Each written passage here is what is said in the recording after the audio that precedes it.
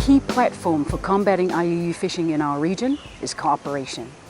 That is our Pacific way, and it is the only way that we are going to ensure a successful, a secure, a safe, a prosperous region for our people. The benefits of all the work that FFA does in addressing IUU fishing goes back to the heart of what we want to achieve here in the Pacific.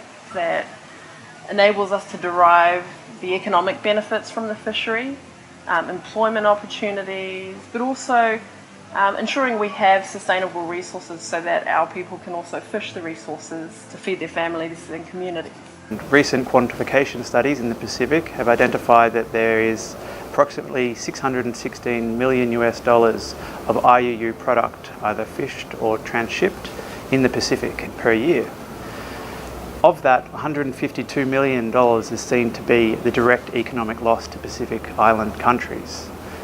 I think we are winning the battle, most definitely. Over the years we've seen a steady decline in illegal fishing activities, and it's a measurable quantity that it is declining by.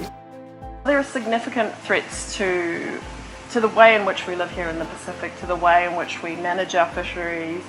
The way that we've managed to address a lot of these has been developed over the last 40 years by having this regional cooperation, the Pacific Partnership, the brotherhood amongst us, to be able to implement different regional programs. So one of the key strengths we have in the Pacific region is our ability to work together as a collective bloc of 17 countries with the same objective to sustainably manage our fisheries. And this is a very unique situation because it takes a lot of concerted effort, compromise, consideration and understanding and engagement to collectively take action as a bloc of countries. Many times a year we conduct and coordinate aerial and surface patrol operations throughout the entire Pacific region. Our regional operations are specifically targeting and detecting IUU fishing activity. The benefit of our regional operations is to specifically deter IUU fishing and ensure that no illegal activity is being conducted in our zone or in the high seas. The key risk areas for us are not illegal vessels. The more priority areas that we need to address are in relation to reporting violations, whether misreporting or non-reporting, and also post-harvest risks, which include illegal transshipment activity. And this differs from other regions throughout the world and shows the success that we have had and the success that we continue to make in addressing illegal fishing throughout the Pacific. The Regional Monitoring, Control and Surveillance Strategy for FFA members is our key policy document guiding our MCS efforts. The Regional Fisheries Surveillance Centre was established in 2009. Its sole purpose is to provide MCS services to our members. And one such key service is the Regional Surveillance Picture. Essentially, this is a common operating picture that draws together analysed data on all vessels fishing in our region.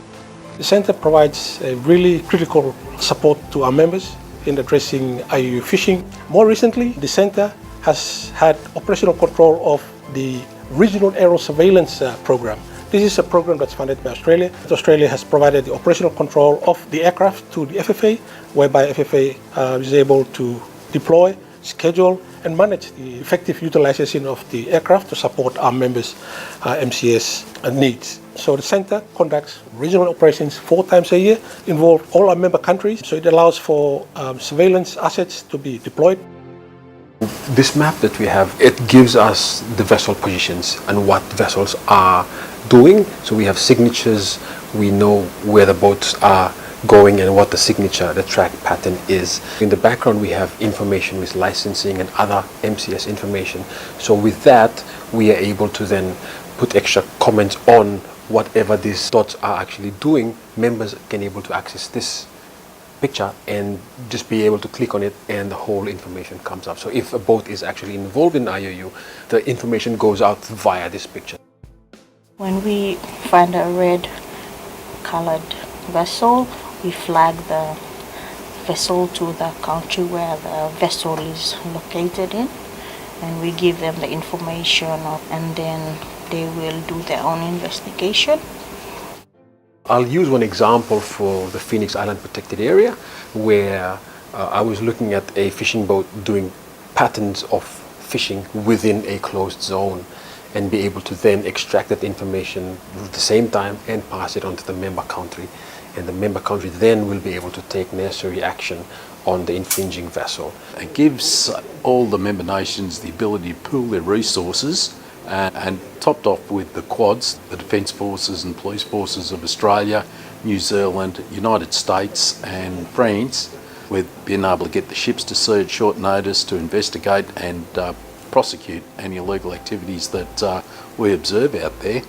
It's just a very, very powerful and capable organisation. We continue to push the boundaries and develop innovative tools to enhance our current MCS capability. One such example is a project that we're currently working on, which is persons of interest. So when we think about it, it is not vessels that are undertaking the IUU fishing, they're being directed and controlled by persons. And so it's persons, the operators, the drivers, and sharing of information on persons who are involved in IUU fishing would greatly enhance the regional surveillance picture. We have regional registers, we have vessel monitoring systems, we have shared operational data that we have amongst the entire membership, and so we know what's happening out there. We've got eyes everywhere. Electronic reporting is just entering and sending of catch and all this data from the vessel to the office via satellite devices. Before that, we were using manual reporting where a log sheet is handed out to the captains and they fill it manually using pens or pencils. And we found a lot of challenges. The handwriting is not clear, the missing fields, some missing pages, and some use their dialects. Moving into reporting, we managed to receive those log sheets. It's just a click of sending it, and we can have the catch for the day and the data for the catch for that day. Fisheries observer programs that are in place, the standards we've developed so that we have a shared understanding and training requirements across the region for observers that are out there monitoring fishing activities, reporting back to us what's happening out there so that we can really understand what happens at sea. Issuing each observer with satellite communication devices. This allows them to use them independent of the vessel's electronic equipment. They're able to communicate with their programs.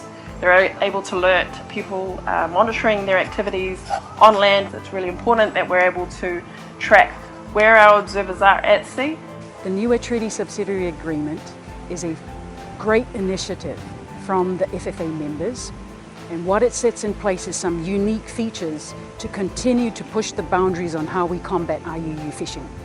But the way it's set up is that powers could be cross-vested so that officers and their vessels could go and assist in another party's waters.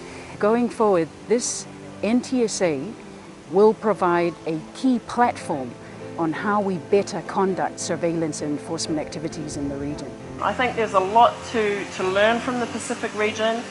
We had a study tour earlier this year where we invited some countries from the Indian Ocean, from African countries, and we were able to share our experiences about what FFA has been doing in the last 40 years of working here, building the corporate trust amongst our membership. It's a very different context into which we operate here in the Pacific because this work has been undertaken over the long term. We definitely could share some of these initiatives and programs with the rest of the world.